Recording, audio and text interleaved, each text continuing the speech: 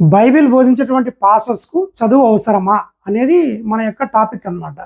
మీరు బాగా ఆలోచించండి. ప్రస్తుతం సోషల్ మీడియాలో కొన్ని రకాల థంబ్‌నెయిల్స్ మీరు చూసే ఉంటారు. ఆ పాస్టరు జస్ట్ మూడో తరగతి చదువుకున్నాడు, ఐదో తరగతి చదువుకున్నాడు, నాలుగో తరగతి చదువుకున్నాడు, ఆయనేం బైబిల్ బోధిస్తాడు అనే విధంగా మీరు కొన్ని రకాల థంబ్‌నెయిల్స్ కానీ, సోషల్ మీడియాలో కొన్ని రకాల వీడియోస్ కానీ చూసి ఉండి ఉంటారనమాట. సో, అటువంటి విషయాన్ని నేను క్లియరెన్స్ చేయడానికి ఈ యొక్క వీడియో చేస్తున్నాను. అసలు చదువు అంటే ఏంటో తెలిస్తే పాస్టర్‌కు చదువు అనేది అవసరమా? కాదా? అనేది మనకు అర్థమవుతుందనమాట. చదువు అనేది మనకేమిస్తదంటే ఫస్ట్ థింకింగ్ ఎబిలిటీని ఇస్తది. అంటే మనకు ఆలోచించేటువంటి సామర్థ్యాన్ని ఇస్తది. మీరు చదువుకున్న వ్యక్తిని, చదువు లేని వ్యక్తిని ఒకసారి గమనించండి. చదువుకున్న వ్యక్తి చేసినంత ఆలోచన చదువు లేని వ్యక్తి చేయలేడు. అవునా? బైబిల్ బోధించాలంటే థింకింగ్ అవసరమా? అవసరమే కదా! చదువు అవసరం. ఇంకా చెప్తాను. ప్లస్ రెండోది ఏంటంటే అనలైజేషన్ కెపాసిటీ.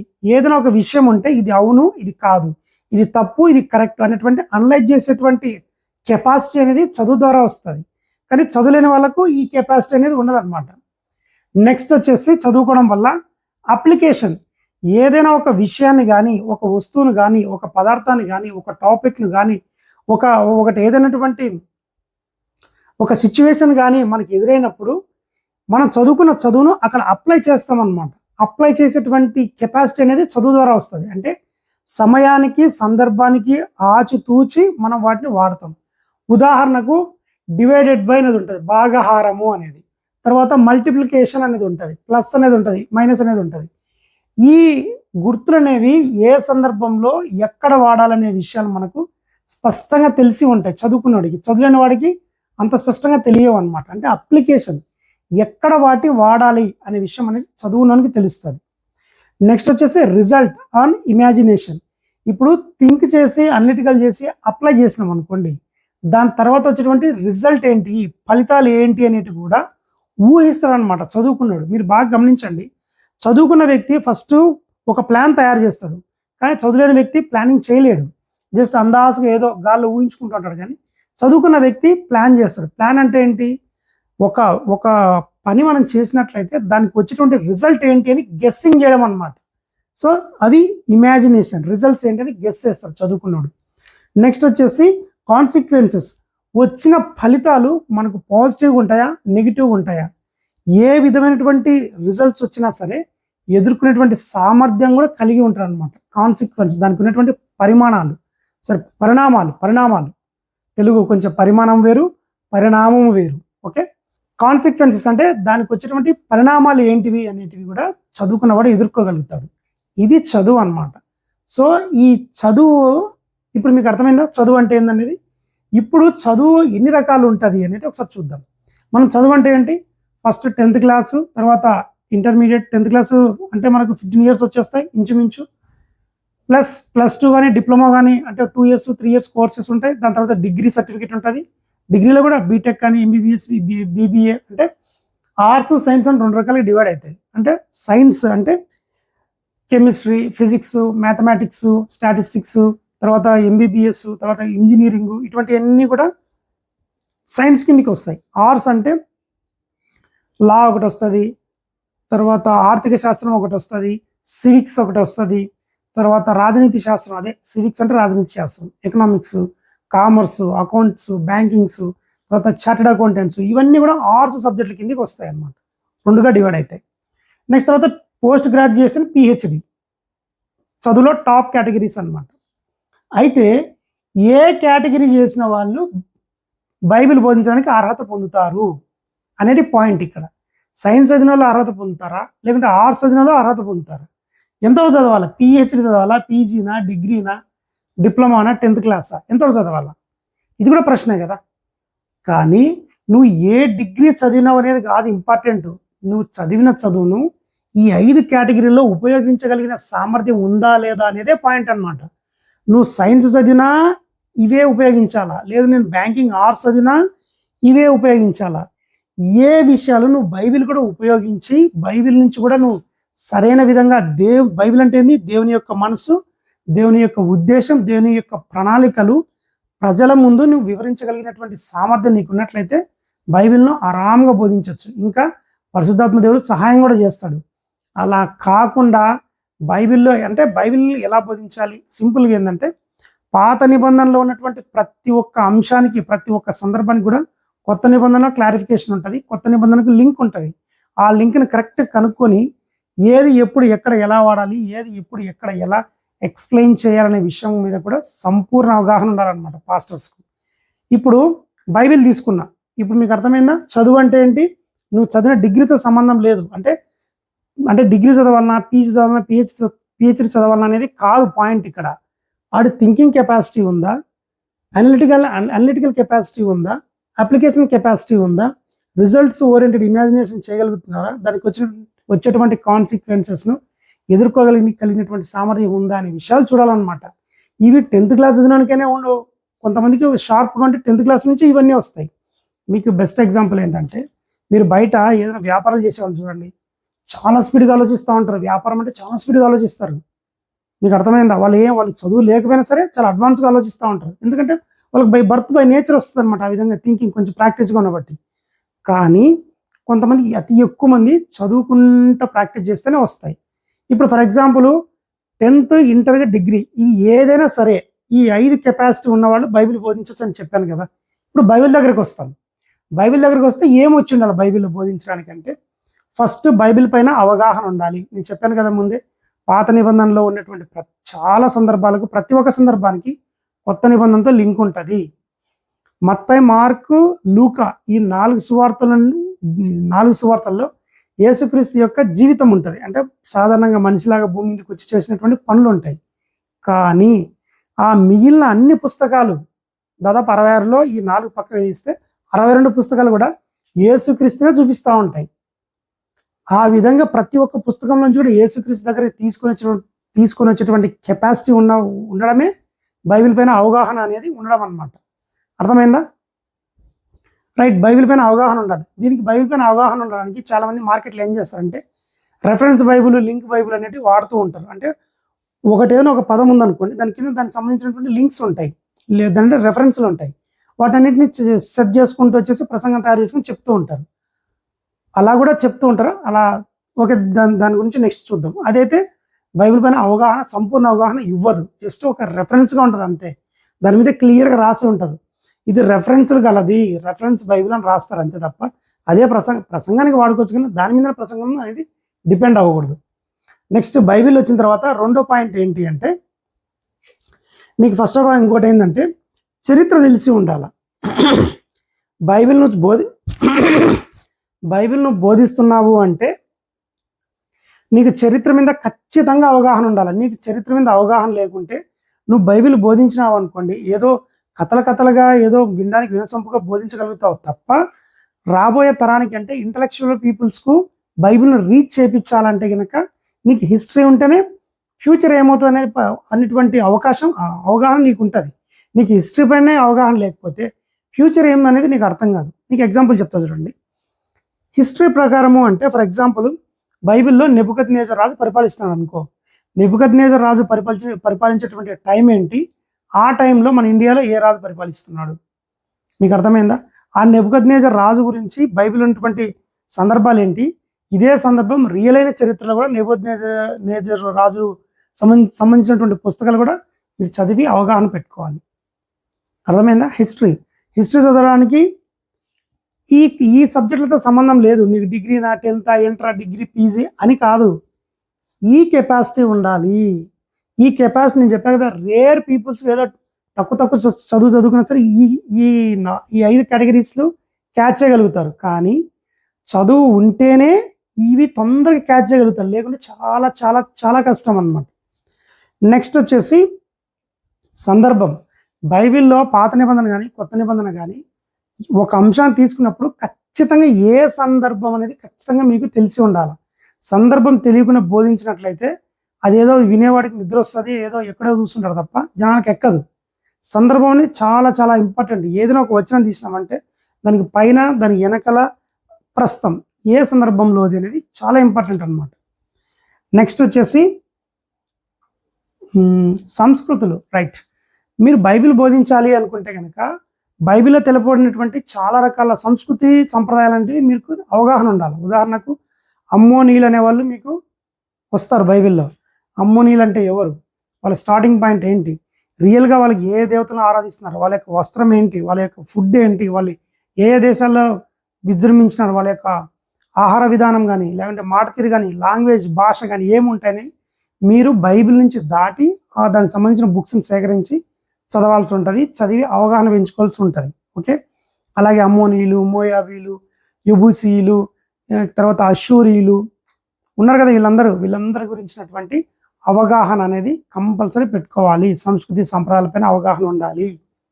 ఎందుకు ఇంత డీప్గా ఉండాలి, ఇంత డెప్త్గా ఉండాలి అంటే, నీకు ఎవరైనా చట్టుకున్న క్వశ్చన్ వేసారు అనుకోండి, ఒకప్పుడు అంటే ఏదో చెప్తే దేవుడు అయ్యగారు అన్నట్టు వినేవాళ్ళు, కానీ ఇప్పుడు అలా కాదు. ఇప్పుడున్నటువంటి కుర్రతనం ఏంటంటే క్వశ్చన్ చేసి వెటకారమైన క్వశ్చన్ చేయడం ఎక్కువ అయిపోయింది అనమాట. మన దగ్గర సబ్జెక్ట్ స్ట్రాంగ్ ఉందనుకోండి, వాడు ఎన్ని రకాల ఈకారమైన ప్రశ్నలు వేసినా సరే మనం చక్కగా సమాధానం చెప్పొచ్చు, అవతల నోరు మూసుకోండి, వాడిని నోరు మూపియచ్చు అనమాట. బైబిల్ కూడా ఉంటుంది కదా, హేతు అడుగు ప్రతివానికి సాత్వికంతో సమాధానం చెప్పండి అని. అందుకోసం చెప్తుంది ఇంత డెప్త్గా. నెక్స్ట్ వచ్చేసి యూత్ల బుక్స్. ఇది చాలా చాలా ఇంపార్టెంట్. ఇప్పుడు బైబిల్ చదివేటప్పుడు చాలామంది రెఫరెన్స్ వ్యాఖ్యాన బైబిల్ చదువుతూ ఉంటారు, కామెంటరీస్ చదువుతూ ఉంటారు. చాలా కామెంటరీస్ ఏంటంటే ఎక్కువ మంది ఇంగ్లీష్ వాళ్ళు రాసి ఉంటారు. నిజానికి నా అభిప్రాయం ప్రకారం యూదులు ఎవరైతే కామెంట్ రాసి ఉంటారో ఆ బుక్స్ని చదవాలి మీరు. బైబిల్కి సంబంధించి నార్మల్ కామెంటరీ వేరు, యూదులు ఇచ్చినటువంటి కామెంటరీ వేరు. ఎందుకంటే యేసుక్రీస్తు వచ్చింది యూదుల్లో నుంచే, ఎక్కువ చరిత్ర జరిగిందంతా యూదుల్లో నుంచే, దేవుడు ఎక్కువ ఫోకస్ చేసిన యూదుల్ని అనమాట. కాబట్టి యూదుల యొక్క ప్రతి ఒక్క చిన్న అంశాన్ని కూడా వదిలిపెట్టకూడదు. మనం చాలా డెప్త్గా స్టడీ చేయాలి. సో యూదుల గురించి మీరు స్టడీ చేయాలంటే బుక్స్ దొరుకుతాయి, చరిత్ర బుక్స్ దొరుకుతాయి. అవి కాకుండా వాళ్ళు రాసిన కామెంటరీ చదివామనుకోండి ఇంకా డెప్త్గా అర్థమవుతాయి. మీకు ఎగ్జాంపుల్ చెప్తా చూడండి. మత్తయి సువార్త ఉంది. మత్తయి సువార్త డెప్త్గా డిస్కషన్ చేసినట్టు మిగతా సువార్తలు డిస్కషన్ చేయాల.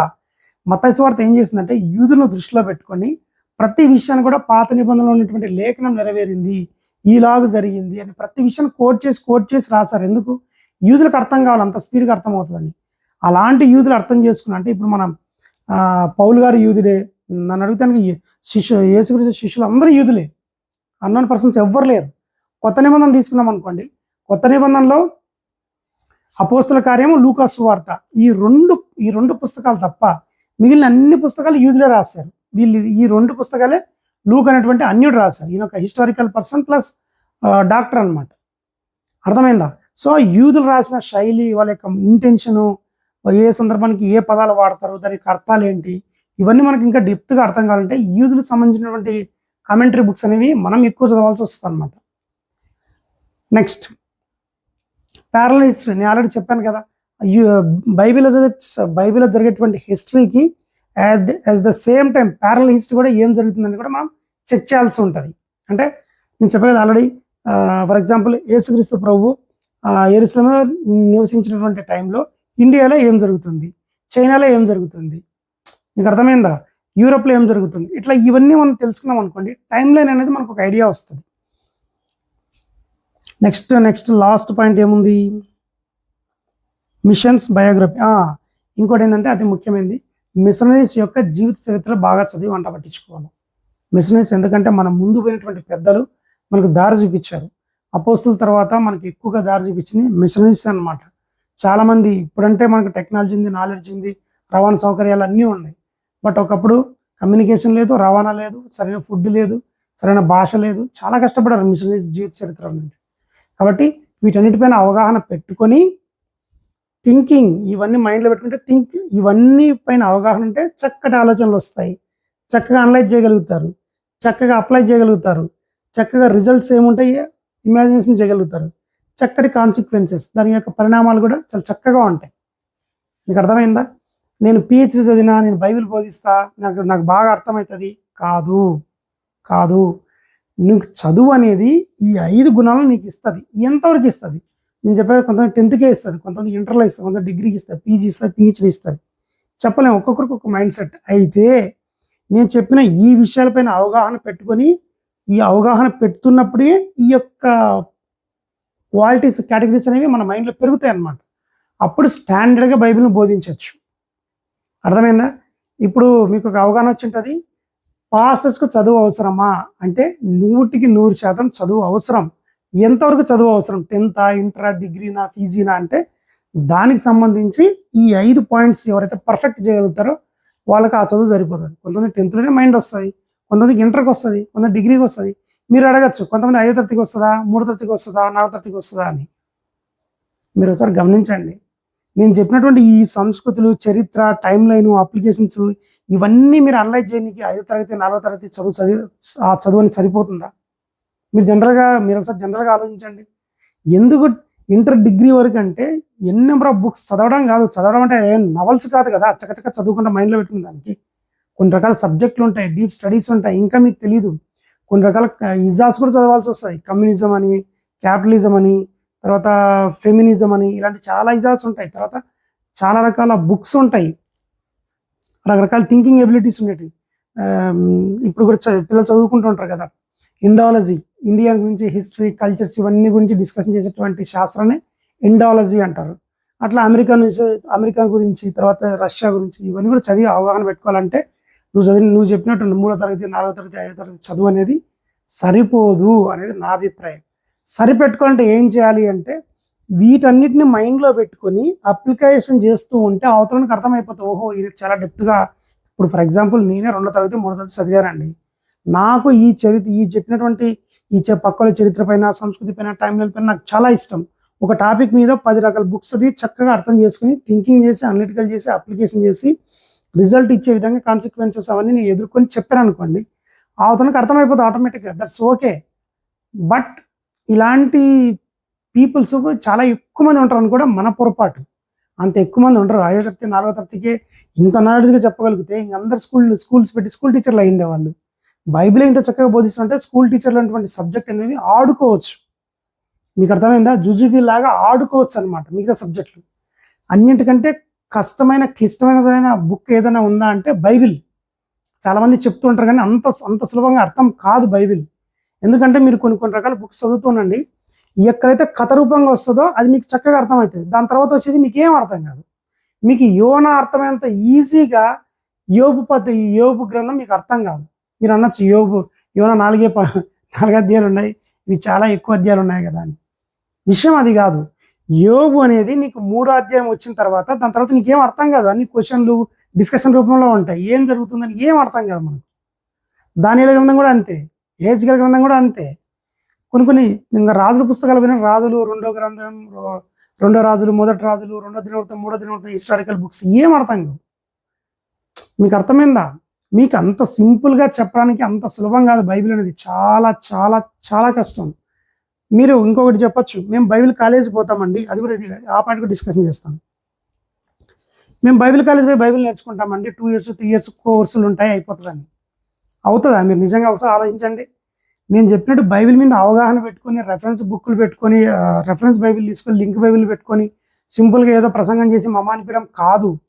అటువైపు నుంచి ఎవరైనా క్వశ్చన్ చేశారనుకోండి, ఎదుర్కొని తిరిగి చెప్పగలిగే సామర్థ్యం అనేది ఇంత డీప్ స్టడీ ద్వారా మాత్రమే వస్తుంది. లేదనుకోండి, అంటే నేను అందరూ చెప్తారని కాదు, కొంతమంది స్ట్రాంగ్గా ఉండాలి కదా, డిబేటర్స్ అంటారు. డిబేట్ చేయడానికి సామర్థ్యం కలిగిన వ్యక్తిగా కూడా మనం తయారవ్వాలి. చెప్పలేము. ఒక్కోసారి మన సంఘ సభ్యులు అడగచ్చు చటుక్కున ఇంత డెప్త్గా క్వశ్చన్ ఏదైనా కదా, అలాగనమాట. ఇప్పుడు బైబిల్ కాలేజీలో నేను చదువుకుంటా అంటారు. బైబిల్ కాలేజ్ చదివితే నీకు ఇవన్నీ చదవడానికి టైం ఉంటుందా? 1 year course, 2 years course, 3 years course కాదు బైబిల్ అనేది. నిరంతరం అధ్యయనం చేయాలి. బైబిల్ అనేది నిరంతరం అధ్యయనం చేస్తూనే ఉండాలి. ఇంకా చెప్పాలంటే పరిశోధన చేసి చదవాలి బైబిల్ను. పరిశీలన చేయడం కాదు. అరే ఈ బైబిల్ ఇట్లుంది, ఈ రెఫరెన్స్ ఇట్లే ఉంది కదా, ఇది కరెక్ట్, ఇది సరిపోతుంది, ఇది కాదు. ఈ పరిశీలన చేసి కాదు, పరిశోధన అంటే ఈ టైం లైన్లో ఏం జరిగింది, చరిత్రలో పక్క దేశంలో ఏం జరిగింది, ఈ దేశంలో ఏం జరిగింది, ఎందుకు సంస్కృతి మారుతూ వస్తుంది, ఏ లాంగ్వేజ్లో మాట్లాడుతున్నారు ప్రజలు. ఇప్పుడు నీకు బైబిల్ అక్కడక్కడ మాట్లాడుతూ ఉంటారు. ఏ లాంగ్వేజ్లో మాట్లాడినారు వాళ్ళు? మీకు అర్థమైందా? ఆ లాంగ్వేజ్ని అదే లాంగ్వేజ్ ఎందుకు వాడారు? ఆ లాంగ్వేజ్ మనం నేర్చుకుంటే ఏం చేయాలి? ఎన్ని అక్షరాలు ఉంటాయి, ఏ అక్షరానికి ఏ వాల్యూ ఉంది, దాని యొక్క గ్రామర్ ఏంటి, ఇవన్నీ కూడా డీప్గా స్టడీ చేస్తేనే మనం స్ట్రాంగ్గా ఉండగలుగుతాం అనమాట. ప్లస్ మనం ఎప్పుడైతే బోధిస్తామంటే మన చర్చకు వచ్చినటువంటి ప్రజలు కూడా చక్కగా బైబిల్ నేర్చేసుకుంటారు. వాళ్ళు కూడా తొందరగా దేవుని వాక్యం తిరిగి చెప్పేటువంటి సామర్థ్యాన్ని అత్యంత వేగంగా పుంజుకుంటారు అనమాట. ప్రభు ఏమన్నాడు?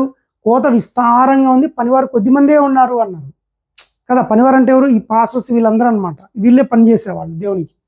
వీళ్ళని ఎక్కువ మంది తయారు చేయాలంటే ఈ విధమైనటువంటి డీప్ స్టడీ చెప్పారనుకోండి, ఎక్కువ మంది తయారవుతారు, ఆటోమేటిక్గా తయారవుతుంటారు. మీరు చూడండి, మీరు ఒక 10-15 ఏళ్ళు చర్చిలకు పోయేటువంటి వ్యక్తులను గమనించండి. 10-15 ఏళ్ళ నుంచి అతనే వాక్యం చెప్తుంటారు. రెండో పర్సన్ మూడో పర్సన్ ఎక్కడే కానీ చెప్పినట్టు దాఖలాలు ఉండవు. అతి తక్కువ, రేర్ ఉంటాయి ఎక్కడో. మేబీ ఈ చర్చి నుంచి 10 మంది పాస్టర్లు బయటకు వచ్చారు, ఆ చర్చి నుంచి 20 మంది పాస్టర్లు బయటకు వచ్చారన్నటువంటి హిస్టరీ అనేది ఏ చర్చికి లేదు నాకు తెలిసి. ఏదో ఇంకా ఏమో కొన్ని చర్చిలు, పాత చర్చిలు ఉంటే నాకు తెలియదు. ప్రజెంట్ ట్రెండ్ అయితే కనుక అంత స్పీడ్గా పాస్టర్లను తయారు చేసి బయటికి పంపించేటువంటి సంస్థలు అనేవి నాకైతే కనబడడం లేదు. సో నేను బైబిల్ కాలేజ్ పోయి నేను నేర్చుకుంటానంటే నువ్వు నేర్చుకునేది ఏమీ ఉండదు. ఎందుకంటే ఆ బైబిల్ కాలేజ్ ఎంతసేపు వాళ్ళకి సంబంధించినటువంటి డినామినేషన్స్ గురించినే బోధిస్తారు. మీరు ఆర్సీఎం బైబిల్ కాలేజ్ పోతే రోమన్ క్యాథలిక్ మిషన్స్ గురించే మాట్లాడతారు. వాళ్ళు ఎంతసేపు ధూపం వేయడము, ఆ తర్వాత నన్ యొక్క సిస్టమ్ వేయడము, భస్మ బుధవారము, లెంట్ డేసు, ఇలాంటి ఎన్నిటి గురించి బోధిస్తారు అంతే. రియల్గా నువ్వు బైబిల్ చదివితే అవన్నీ ఏముండవు. ఎందుకున్నా కూడా నీకు అర్థం కాదు. అర్థమైందా? సో బైబిల్ కాలేజ్ పోవడం తప్పని కాదు, కానీ బైబిల్ కాలేజ్ కూడా పోండి, తప్పేం లేదు. బట్ ఈ విషయాలన్నీ కూడా అనలైజ్ చేసే కెపాసిటీ నీకు ఉండాలి, థింకింగ్ అనలిటికల్ కెపాసిటీ ఉండాలి బైబిల్ బోధించాలంటే. మరి నాకు చదువు తక్కువ, నేనేమో 5వ తరగతి చదివినాను, నాకు బోధించగలుగుతానంటే వీటి మీద అవగాహన పెంచుకుంటే ఈజీగా బోధించవచ్చు. బట్ అంత చిన్న తరగతికి అంత స్పీడ్గా అందరికీ అవగాహన ఏం రాదు. బైబిల్ చాలా కష్టం కదా. ఎందుకంటే బైబిల్ నుంచే అన్ని రకాల గ్రామర్స్ వచ్చినాయి, అన్ని రకాల లాంగ్వేజెస్ వచ్చినాయి, తర్వాత అన్ని రకాల శాస్త్రాలు అభివృద్ధి అయినాయి. ప్రతి ఒక్క దానికి మూలం బైబిల్. చాలా మంది శాస్త్రవేత్తలు చెప్పిన విషయం ఏంటి? బైబిల్ అనే విషయాల గురించి నాకు ఇది అనిపించింది, ఈ వాక్యాన్ని పట్టుకుని ధ్యానించుకుంటూ ఆలోచించుకుంటూ ప్రయోగాలు చేసుకుంటూ వచ్చాను, ఇది కనుక్కున్నాను. ఓపెన్గా చెప్పారు వాళ్ళు శాస్త్రవేత్తలు. చాలా మంది శాస్త్రవేత్త బయోగ్రఫీ చదవండి, వాళ్ళు ఇచ్చినటువంటి కొటేషన్ చూడండి, ఓపెన్గా స్టేట్మెంట్ ఇచ్చారు. న్యూటన్ కావచ్చు, ఐన్స్టీన్ కావచ్చు, ఇంకా మ్యాక్స్ ప్లాంక్, ఇంకా చాలామంది ఉంటారు శాస్త్రవేత్తలు. ఫిజిక్స్ గురించి ఎక్కువ, ఫిజిక్స్ శాస్త్రవేత్త అందరూ మ్యాక్సిమం మ్యాథమెటిక్స్ శాస్త్రవేత్తలు అయి ఉంటారు. ఎందుకంటే ఫిజిక్స్ నుంచే మ్యాథమెటిక్స్ అనేది పుట్టిందనమాట, బర్త్ అయింది. అట్లా ఇప్పుడు మీకు అర్థమైందా? మీకు ఈ విషయాలపైన అవగాహన లేకుండా సింపుల్గా ఎవరో చెప్పిన ప్రసంగం, అంటే ఎవరో చెప్పినటువంటి బుక్, కథ ఇవన్నీ చెప్పుకుంటా పోతే రాబోయే రాను అనేది చాలా ఇబ్బంది అవుతుంది అనేది నా అభిప్రాయం అనమాట. సో బైబిల్ బోధించాలంటే చక్కటి చదువు అవసరం. చదువు ఏ చదువు కావాలా, 10th, ఇంటర్, డిగ్రీనా అంటే దానికంటే కూడా నీకు ఈ 5 క్వాలిటీస్ ఉండాలి. ఈ 5 క్వాలిటీస్ ఉన్నప్పుడు ఆటోమేటిక్గా బైబిల్ బోధించవచ్చు. ఓకేనా? ఇప్పుడు నీకు ఈ 5 కెపాసిటీలు నీకు 10th క్లాస్లో వచ్చినాయా, 2nd క్లాస్లో వచ్చినాయా, 5th క్లాస్లో వచ్చినాయా అనేది వినేవాడిని బట్టి అర్థమైపోతుంది. నువ్వు చెప్పే కథ చెప్తున్నావు. ఇప్పుడు చాలామంది అనొచ్చు, నేను 5వ తరగతి చదువుకున్నాను కానీ చక్కగా బైబిల్ బోధిస్తున్నాను కదా అని. బైబిల్ బోధిస్తున్నావు కానీ ఇవన్నీ కవర్ చేసుకుంటున్నావా? నీ ప్రసంగం ఇవన్నీ ఏదో ఒకటినా కవర్ అవుతుందా? మీరు గమనించండి, ఎప్పుడైనా సరే అమ్మోనీల యొక్క చరిత్ర గురించి చెప్పింటారా ఆ 4వ తరగతి 5వ తరగతి చదివినటువంటి పాస్టర్? లేరు. అలా చెప్పకపోతే ఏమవుతుందంటే ప్రజలు అనేది అద్భుతాలు జరిగిన దగ్గరనే ఆగిపోతారు. నీకు ఒళ్ళు నొప్పులు, కాళ్ళ నొప్పులు, కీళ్ళ నొప్పులు, తర్వాత విద్య, ఉద్యోగము, వైద్యము, పెళ్లి, పెటాకులు, వీటి గురించే ఇవన్నీ అద్భుతాలు జరిగిందంటే అక్కడే ఆగిపోతారు. అరే క్రీస్తు సువార్త ఎందుకు వచ్చినాడు, ఆయన ఎందుకు మరణమైనాడు, సమాధిలో ఎందుకు పెట్టారు, పునరుద్ధానం ఎందుకు అయింది, మళ్ళీ రెండో రాకడ ఎందుకు ఉంది, ఇవన్నీ విషయాలు డిస్కషన్ చేయాలంటే క్రీస్తు యొక్క ఉద్దేశం అనేది మనం చెప్పగలిగేటువంటి సామర్థ్యం ఉండాలి. అప్పుడు ఇవన్నీ స్టాండర్డ్ పెట్టామనుకోండి, అద్భుతాలు అనేవి చాలా చిన్నవి అయిపోతాయి, ఈ విషయాలు చాలా పెద్దవి అయిపోతాయి. మీకు అర్థమైందా? మీరు చూడండి, చాలా చర్చిల్లో అద్భుతాలు భయంకరంగా చెప్తూ ఉంటారు, ఈ విషయాలు చాలా తక్కువగా ఉంటాయి. అసలు క్రీస్తు యొక్క ఉద్దేశం ఏంటి? ఫస్ట్ క్రీస్తు అద్భుతాలు చేసింది ఎందుకు? జనాలు ఆయన వైపు ఆకట్టుకునే దానికి. అర్థమైందా? మీకు ఎగ్జాంపుల్ చెప్తానండి. పెంతెకొస్తు దినం రోజు పరిశుద్ధాత్మ దేవుడు వచ్చేటప్పుడు అపోస్తల కార్యం 2వ అధ్యాయంలో ఫస్ట్ పెద్ద శబ్దం వస్తుంది. ఆకాశం నుంచి పెద్ద శబ్దం వచ్చినప్పుడు అరే ఏం జరిగిందని అందరూ యూదులు అటువైపు తిరుగుతా, అంటే వేరే దేశం నుంచి వచ్చినటువంటి ప్రజలు అటువైపు అటెన్షన్ అవుతారు. అద్భుతాలు అనేవి జస్ట్ అటెన్షన్ వరకే పనిచేస్తాయి అంతే. అటెన్షన్ వరకే అద్భుతాలు. దాని తర్వాత యేసుక్రీస్తు కూడా ఫస్ట్ అద్భుతాలు చేశాడు. జనాలందరినీ తీసుకుపోయి కొండ మీద కూర్చోబెట్టి ప్రసంగం చేశాడు. అద్భుతాలు ఫస్ట్ స్టార్టింగ్ చూడండి, ఎన్ని అద్భుతాలు అంటే జస్ట్ ఒక 4-5 లైన్లోనే అద్భుతాల గురించి చెప్పారు. ప్రతి ఒక్క రోగిని స్వస్థపరిచాను, ఆయన దగ్గర కూర్చున్న వాళ్ళందరినీ స్వస్థపరిచాను అని రాస్తారు. దాని వెంటనే కొండ మీద ప్రసంగం స్టార్ట్ అవుతుంది. దాదాపు 2-3 అధ్యాయాల వరకు సాగిపోతుంది ఆ ప్రసంగం అనేది. ఇప్పటి వరకు కూడా ఆ ప్రసంగాల మీద కొన్ని లక్షల ప్రసంగాలు చేసి ఉంటారు. బట్ ఆయన చెప్పినట్టుగానే ఆయన మాధుర్యం, అంటే ఆయన దేవుడు కదా, దాంట్లో డౌట్ ఎందుకు, మనం ఆయనతో పోల్చుకోవడం మహా తప్పు. కాబట్టి ఆ యేసుక్రీస్తు చెప్పినటువంటి కొండ మీద ప్రసంగంలో ఒక్కొక్క లైన్ గురించి మనకి డిస్కషన్ చేయాలంటేనే చాలా టైం పడుతుంది. మీకు అర్థమైందా? కాబట్టి చదువు అనేది కంపల్సరీ అవసరం. చదువు అనేది కూడా ఈ ఈ 5 క్వాలిటీస్ ఉండాలనేది నా యొక్క ఉద్దేశం అనమాట. ఈ యొక్క వీడియో పైన మీ యొక్క అభిప్రాయం ఏంటో కింద కామెంట్ చేయండి. ఇంకా ఏదైనా టాపిక్ చేయాలంటే కనుక కింద కామెంట్లో చెప్తే నా టాపిక్ చేయడానికి ప్రిపేర్గా నాకు సపోర్ట్గా ఉంటుంది. నా ఛానల్ సబ్స్క్రైబ్ చేయండి. ఈ యొక్క వీడియో నచ్చినట్లయితే లైక్ చేయండి. Thank you.